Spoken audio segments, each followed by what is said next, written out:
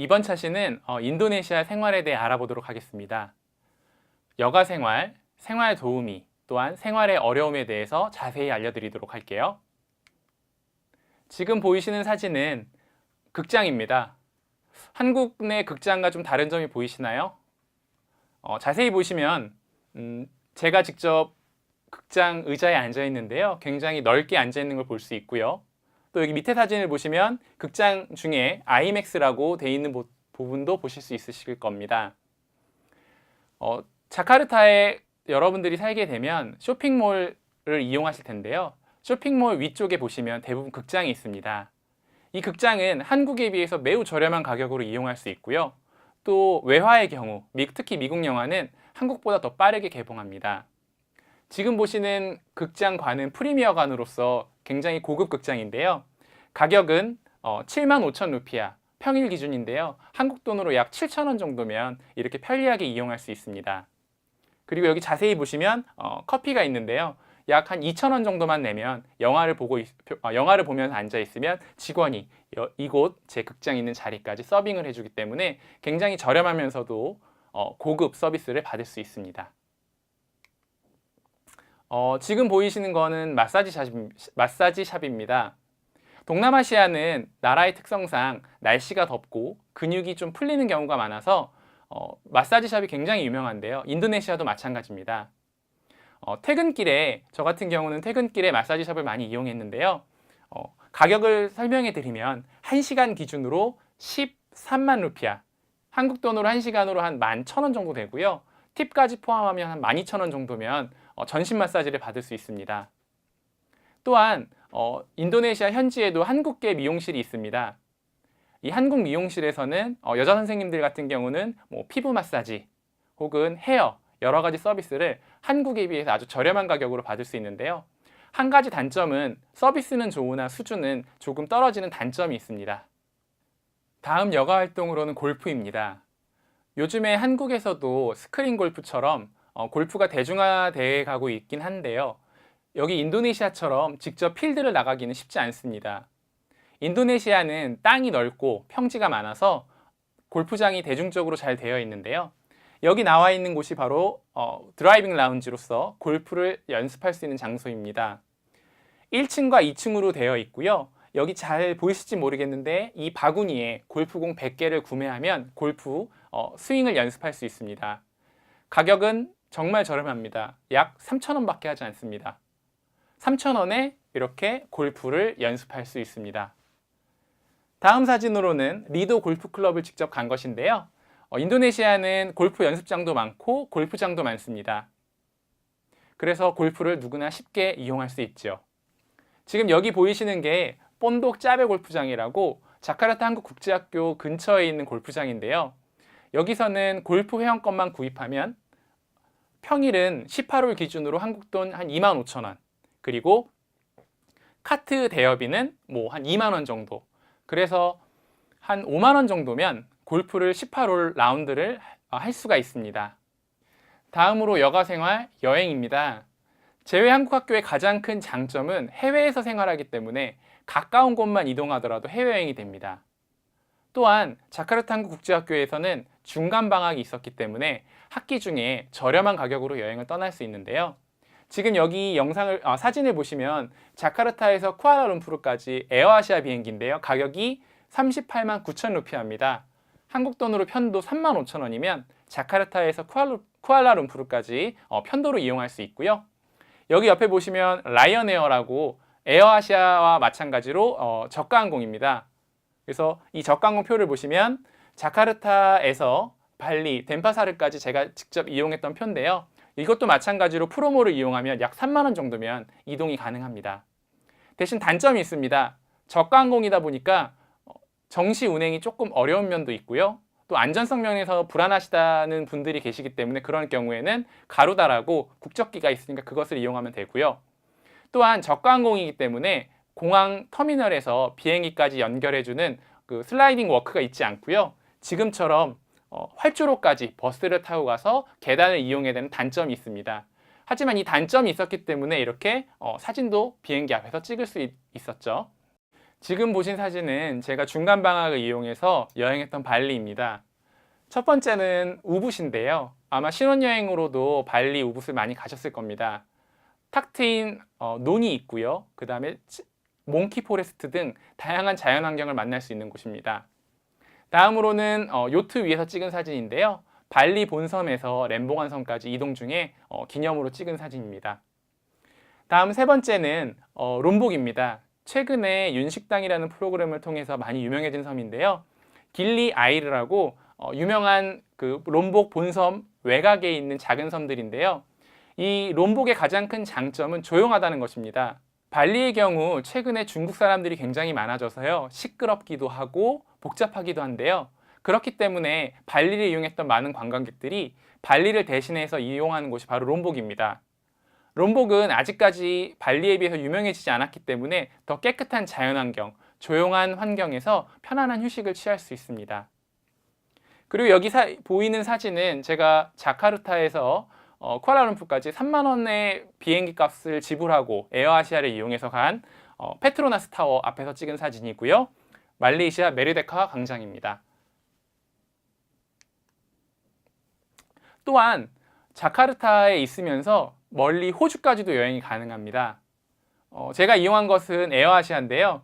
물론 에어아시아가 호주를 가기 위해서는 쿠알라룸푸르를 한번 찍고 다시 시드니까지 이동해야 되는 단점이 있지만 그만큼 가격 면에서는 매우 저렴했습니다. 가격은 왕복 자카르타에서 말레이시아 쿠알라룸푸르에서 호주 시드니까지 약 한국 돈 30만 원이면 여러분들도 충분히 호주 여행을 가실 수 있습니다. 지금부터 보실 내용은 인도네시아 생활 도우미에 관련된 내용입니다. 인도네시아에 살고 있는 교민분들이 꼭 하는 말이 있습니다. 인도네시아 생활을 잘하기 위해서는 한 명의 남자와 한 명의 여자를 반드시 잘 만나야 된다. 그러면 행복한 인도네시아 생활을 할 수 있다. 바로 이런 말이 있는데요. 여기서 말하는 한 명의 남자는 운전기사고요. 한 명의 여자는 가정도우미입니다. 지금 보시는 영상이 바로 운전기사 한 명의 남자인데요. 저를 위해서 같이 근무했던 헤르만이라는 친구인데 자카르타에서 생활하기 위해서는 반드시 운전기사가 있어야 됩니다. 첫 번째 그 이유가 지금 있는 것처럼 핸들이 오른쪽에 있기 때문에 자가 운전하기는 매우 어렵습니다. 두 번째, 조금 이따가 영상으로 보여드릴 텐데요. 자카르타는 교통체증이 심할 뿐더러 또 오토바이들이 굉장히 많아서 운전에 위험 요소들이 많이 있습니다. 지금부터 실제 운전기사가 운전하는 모습을 간단히 보면서 조금 더 설명해 드리도록 하겠습니다. 이 영상은 제 차량을 운전한 기사의 실제 모습을 촬영한 것입니다. 보시는 것과 마찬가지로 운전석이 오른쪽에 있습니다. 또한 오토가 아닌 수동 차량이죠. 지금 현재 정확히 학교 출근길인데요. 도로가 좁고 특히 오토바이가 많습니다. 더구나 신호등이 거의 없고 도로 이정표 또한 잘 보이지 않습니다. 그래서 특별한 경우를 제외하고는 대부분 운전기사를 고용해야 합니다. 이어서 동영상 보시겠습니다.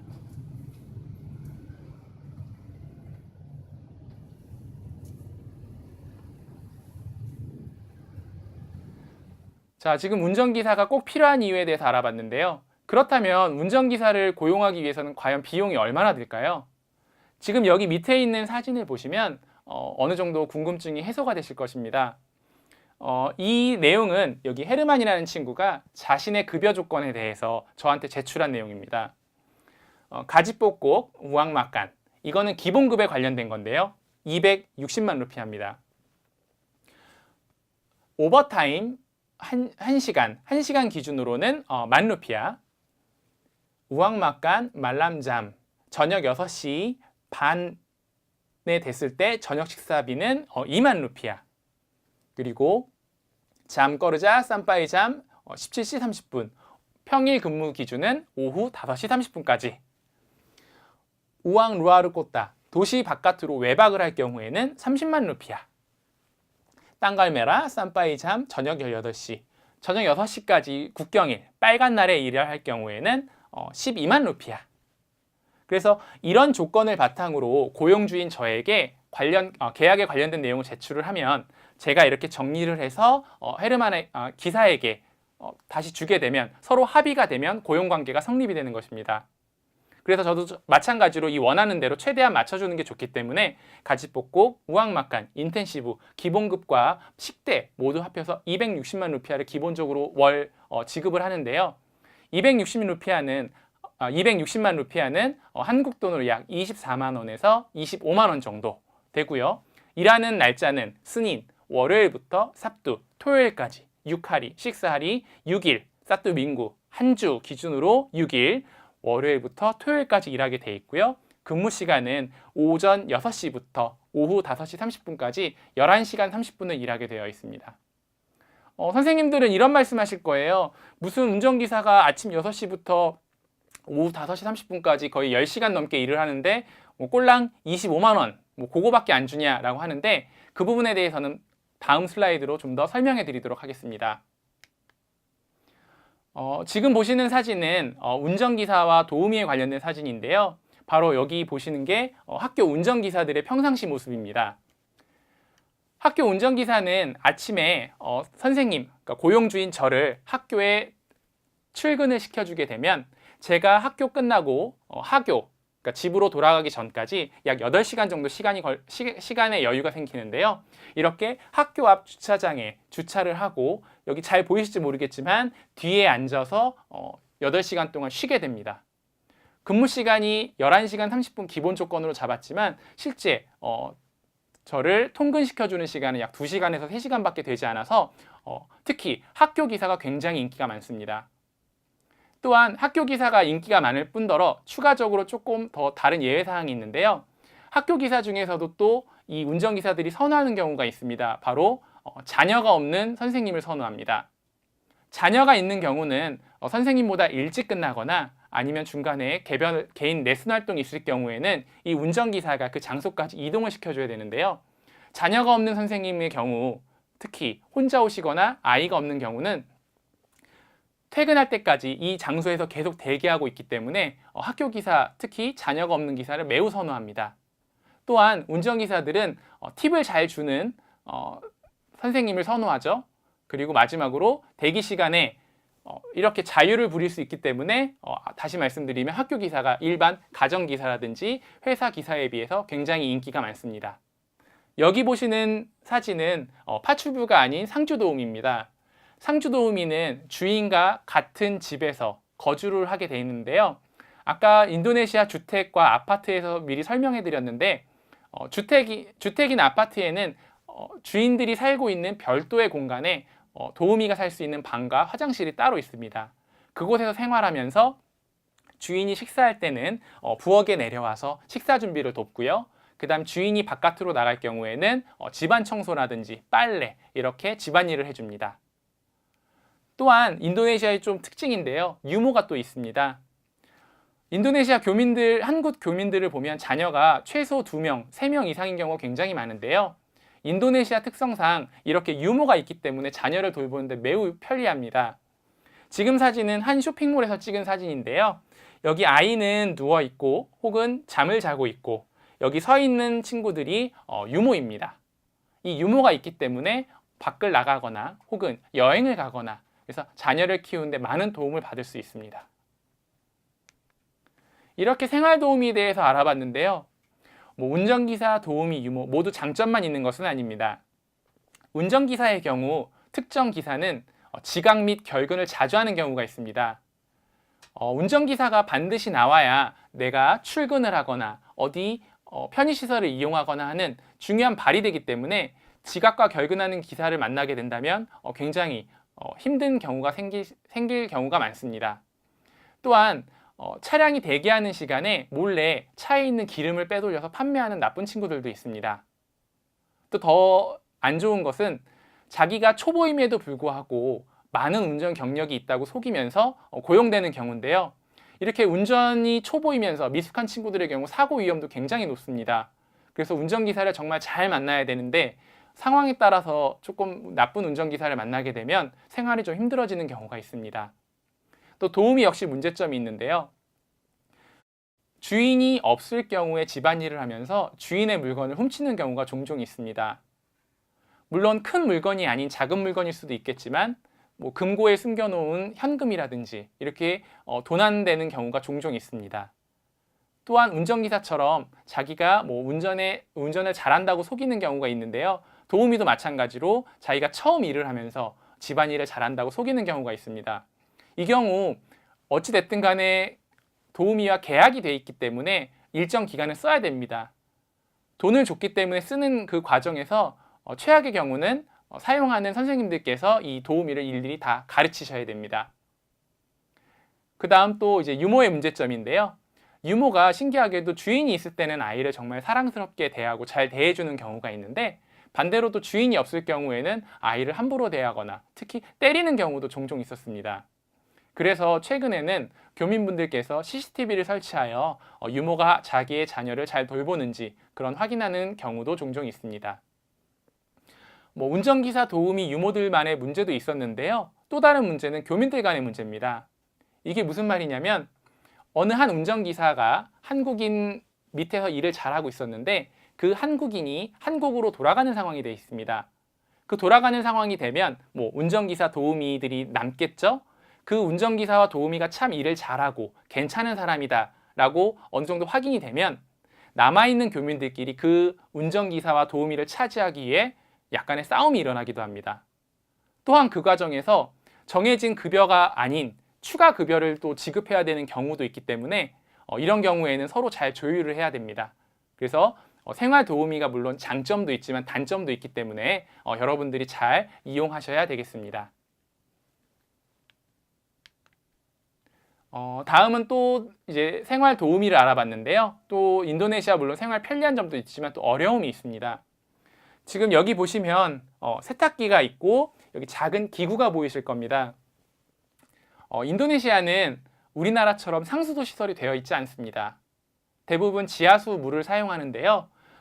지하수 물이 깨끗하지 않고 좀 많이 더럽습니다. 그래서 이렇게 필터를 사용하는데 여기 필터가 약 일주일 정도 사용한 것입니다. 이 앞에 있는 게 일주일 정도 사용한 필터, 뒤에 있는 게 이제 새 필터. 이렇게 일주일 정도 사용하면 필터가 하얀색에서 붉은색으로 변하게 됩니다. 이것도 마찬가지로 주방 싱크대에 있던 필터입니다. 이렇게 물이 좀 더럽기 때문에 하얀 옷 같은 경우는 어느 정도 빨게 되면 바로 누렇게 변하고요. 양치질을 할 경우에는 지금 여기 보이시는 것처럼 생수를 많이 구입해서 생수를 통해서 양치를 해야 되고요. 설거지도 마찬가지로 처음 설거지는 지하수를 이용하겠지만 나중에는 생수를 이용해서 다시 한번 헹구셔야 됩니다. 또 다른 문제가 지하수를 이용하기 때문에 만약에 인도네시아에 가뭄이 일어난다. 그리고 지하수가 많이 말라 있다. 그 경우에는 단수가 되는 경우도 있습니다. 네, 지금까지 인도네시아 생활의 어려움 중 물에 대해서 봤는데요. 다음은 또 인도네시아 생활의 좀 어려운 부분입니다. 지금 보시는 것은 제가 가르쳤던 친구들 중에 한 명 친구가 일기를 쓴 것인데요. 한번 읽어보도록 하겠습니다. 제목, 쥐소동.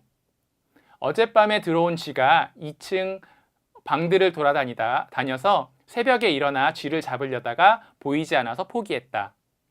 쥐덫을 설치하고 나갔다 왔는데도 쥐는 잡히지 않았다. 그래서 구석구석 엄마랑 까까가 찾았다. 여기서 까까는 가정도우미를 얘기합니다. 1층 화장실에 있다가 다시 거실로 돌아다니다 숨어서 잡았는데 놓쳤다. 놓친 쥐가 2층으로 다시 올라왔다. 내 주위를 돌다가 다시 책상 뒤로 숨었다. 조금 큰 쥐였다. 너무 무서워 소리를 막 질렀다. 숨은 쥐를 까까가 막대기로 쳤더니 다시 도망갔다. 어디로 도망갔는지 몰라서 포기하고 있었는데 엄마가 냉장고 뒤에 숨은 쥐를 다시 찾았다. 까까가 막대기로 쳤더니 도망가면서 창문으로 나갔다. 온 가족이 쥐를 잡는데 너무 무섭고 힘들었다.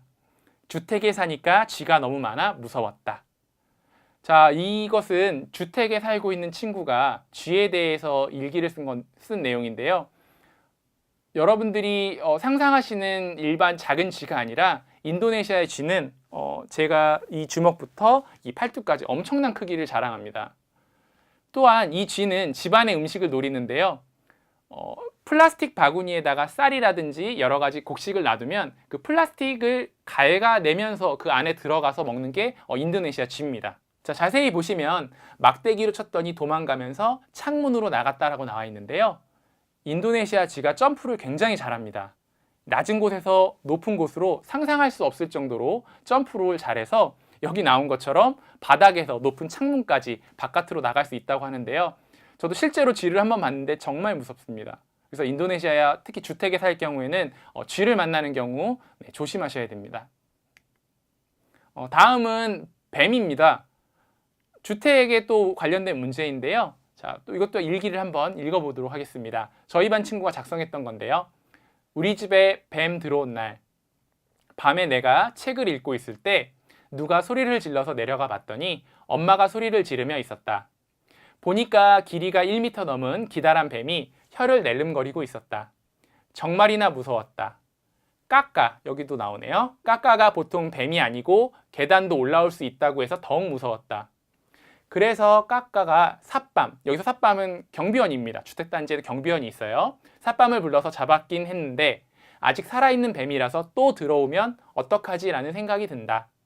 집에 뱀이 들어온 건 처음이다. 하지만 어떻게 들어왔는지 모르겠다. 좀 무서웠지만 좋은 경험을 한 날이었다. 네, 인도네시아도 열대의 나라이기 때문에 우리나라 과거에 70년대에 있는 자연환경과 비슷하게 주변에 뱀이 많이 있습니다. 그래서 뱀도 항상 조심하셔야 됩니다. 지금까지 쥐와 뱀에 대해서 생활의 어려움을 알아봤는데요. 이거는 제가 직접 경험한 것이 아니라 아이들이 경험한 건데 지금 보여드릴 영상은 제가 직접 경험한 주택의 어려움입니다. 한번 같이 보도록 하겠습니다. 이 영상은 자카르타 주택 앞 현관의 모습입니다. 자세히 보시면 작은 점들이 움직이는 것을 볼 수 있는데요. 바로 개미입니다. 그리고 이 개미 중에 라야비라는 흰개미도 있습니다. 이 흰개미는 조심해야 할 것이 집안의 나무를 갉아먹습니다. 그래서 갑자기 가구가 분리되거나 떨어지는 경우가 있기 때문에 항상 조심해야 합니다.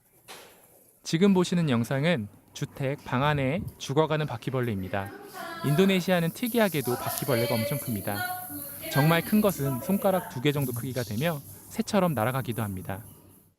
네, 또 마지막으로 또 생활의 어려움입니다. 지금 이 영수증이 보이시나요? 네, 이 영수증은 제가 한국 병원에 잠깐 진료를 받았던 내용인데요. 등록비 2만 루피아, 컨설팅비 20만 루피아, 액션, 약간의 응급처치 조치를 해주는 게 10만 루피아, 그래서 총 32만 루피아입니다. 이게 우리가 한국 내에서 병원에 갈 경우에 약 2, 3천 원이면 간단히 진료를 받을 수 있는데요. 인도네시아는 의료보험이 외국인들에겐 돼 있지 않고 또 한국 병원을 이용하기 때문에 의료비가 굉장히 비쌉니다. 또한 응급시 현지 병원을 이용해야 되는데요. 물론 한국처럼 대형 병원도 있고 대학병원도 있고 시스템은 잘 돼 있으나 아직 의료 체계가 좀 미흡한 편입니다. 그래서 지금 나와 있는 것처럼 한국의 작은 의원에 의존을 해야 되는데요. 또 이 한국의 작은 의원도 굉장히 재미있는 게 어떤 치료를 할 경우에는 수술을 많이 유도하는 편입니다. 그 이유가 한 번 수술을 할 경우에 최소 금액이 $1,000, 100만 원이 넘어가거든요. 그래서 반드시 해외 생활을 하기 위해서는 여행자 보험을 가입을 하셔야 됩니다. 여행자 보험을 가입할 경우에는 지급한 급여의 90%까지 돌려받을 수 있습니다. 그래서 지금까지 여러 가지 생활의 어려움에 대해서 알아봤는데요. 여러분들도 해외 생활이 무조건 좋다고 청사진만 가지고 있는 게 아니라 여러 가지 어려움이 있으니까 그 어려움을 잘 생각하시고 재외학교에 지원하시기 바랍니다.